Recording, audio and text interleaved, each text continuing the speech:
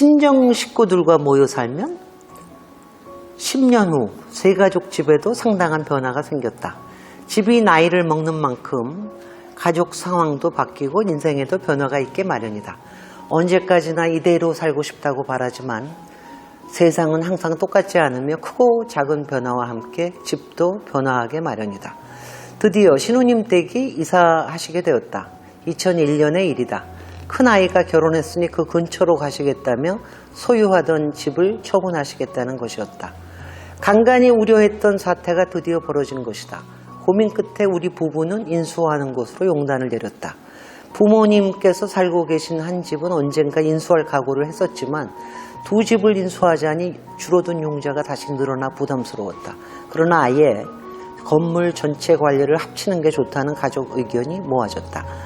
다행스럽게도 또다시 가까운 세 가족이 모여 살 수 있게 되었다.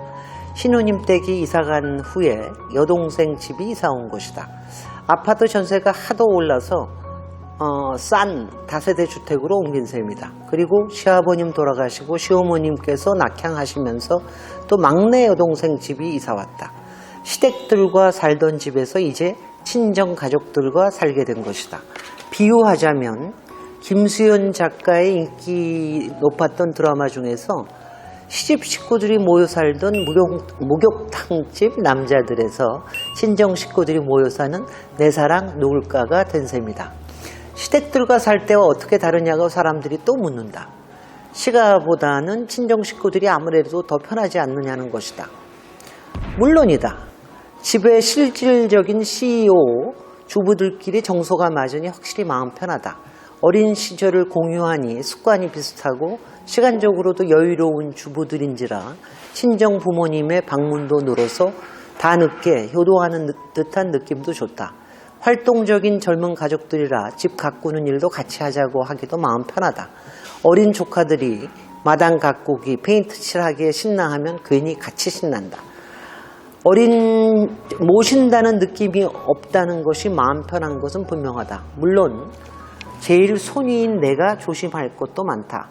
손위 노릇이란 항상 어렵지 않은가. 내친 김에 가끔 딸들에게 물어본다. 나중에 이 집에서 같이 살지 않을래? 자식들을 시험에 들게 하는 질문이다. 딸들은 어느 집이 살기 좋을까? 이렇게 고쳐 살면 좋지 않을까? 이리저리 평가하며 이야기를 이어가지만 아무리 완곡하게 표현하더라도 결국 답은 노우다. 그 심정을 나는 이해한다. 딸들이 독립해서 따로 살고 싶어하는 마음을 충분히 인정한다. 하지만 인생이 어떻게 펼쳐질지 또 어떻게 알랴. 인생 어느 한 주기에서 따로 또 같이 살 수 있다면 그것도 좋으리. 저희 세가족 집에서 제가 10년 만에 또 바뀐 이 얘기를 또 해드렸는데요. 이 글을 쓰고 난 다음에 또 다시 지금은 10년이 지나 있습니다. 이 10년 이후에 또 뭐 여러 가지 상황이 많이 변했어요. 우리 친정 식구들하고 같이 사니까 일단 제 동생들이니까 주부들이 동생들이니까 신나죠 뭐. 그러니까 제가 아마 밥을 거의 밥하는 거를 한 3분의 1로 줄어드는 것 같았어요. 그리고 우리 아이들하고 또 조카들하고 노는 것도 좋고, 또 조카들이라는 게 어린애들이라는 게 항상 뭐 하기 좋아하잖아요. 막 페인트 칠하고 그 옥상에서 막 놀고, 그 다음에 동네 왜 봄이면은 온갖 그 발정난 고양이들이 막 모이잖아요. 우리 집 옆에 라일락 나무, 우리 집 바로 옆에 라일락 나무가 있었는데 거기 와서 한 10마리가 올라와가지고 운 적이 있어요.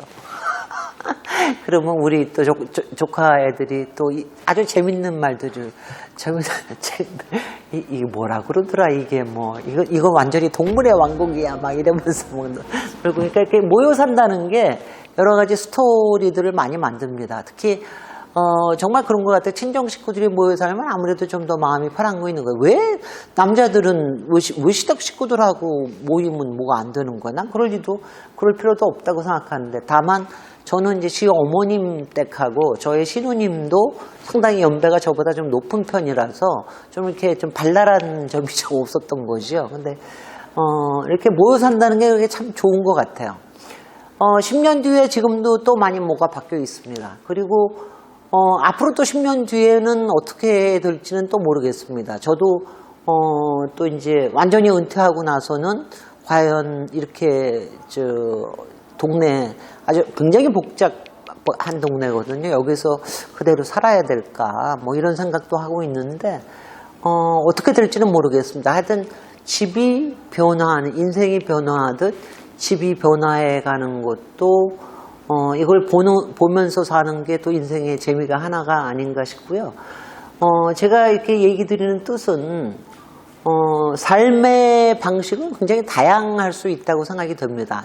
우리 사회에서 너무나 아파트 한 채를 어떻게 하든지 아파트 한 채를 차지하고 거기서 단지라고 하는 성에서 또 아파트라고 하는 자기 자신의 오아시스에서 산다는 이런 보통 사람들이 너무나 많이 이걸 갖고 있는데 거기에서 조금 벗어나서 다른 생각들을 해보면은 훨씬 더 재미난 아주 다양하게 살 수 있는 집의 모습을 우리가 꿈꿀 수 있다 이런 생각이 듭니다. 그래서 근데 정말 제가 평소에 만나면은요 제가 이제 뭐 저도 건축가 얘기도 했으니까 많은 사람들 만나고 아무래도 친구들 만나고 그러면은 그 얘기들은 참 많이 하더라고요. 아파트에서 탈출하고 싶다.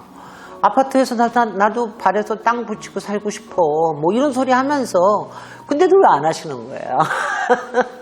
그만큼 아마 아파트에서 산다라고 하는 게 그냥 제일 편하다고 생각을 많이들 하시는 것 같은데 좀 재미는 없지 않습니까? 아무래도. 그래서 좀 다르게 사는 방법도 생각을 해보시면은 좀 좋을 것 같다는 생각이 듭니다. 그래서 오늘의 숙제.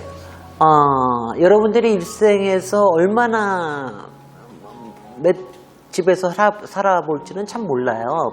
보통 지금 평균 이사하는 주기가 3.4년이라고 그래요. 아마 다들 생각이 뭐가 은퇴를 하게 되거나 아니면 지금 여기서 좀 떠나면은 내가 어떤 집에서 살아보고 싶다라고 하는 꿈들을 꾸실 것 같습니다. 그게 어떤 종류의 집일까? 그게 무슨 저 푸른 초원위에 있는 그런 하얀 집 말고요.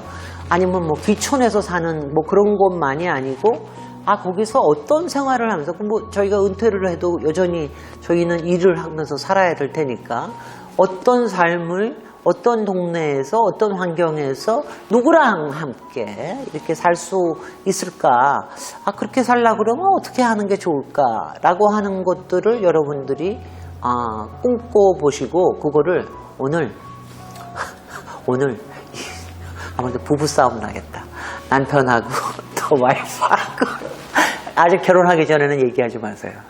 결혼하기 전에는 그런 거 얘기 났다가 다 뽀록 납니다. 그러니까 그런 건 얘기하지 마시고 결혼을 하셨다면은 거기다 아기까지 있다라고 그럴 것 같으면 이제 그런 얘기를 한번 넌지시하고 그러면서 여러 가지 앞으로의 인생에 대한 생각들이나 이런 거를 집이라고 하는 게 그렇게 인생에 대한 많은 꿈을 이렇게 심어줄 수 있는 상상력을 발휘하게끔 만드는 그런 게 아닌가 하는 생각을 합니다. 자, 안녕. 그런 얘기 결혼하기 전부터 하면 안 돼.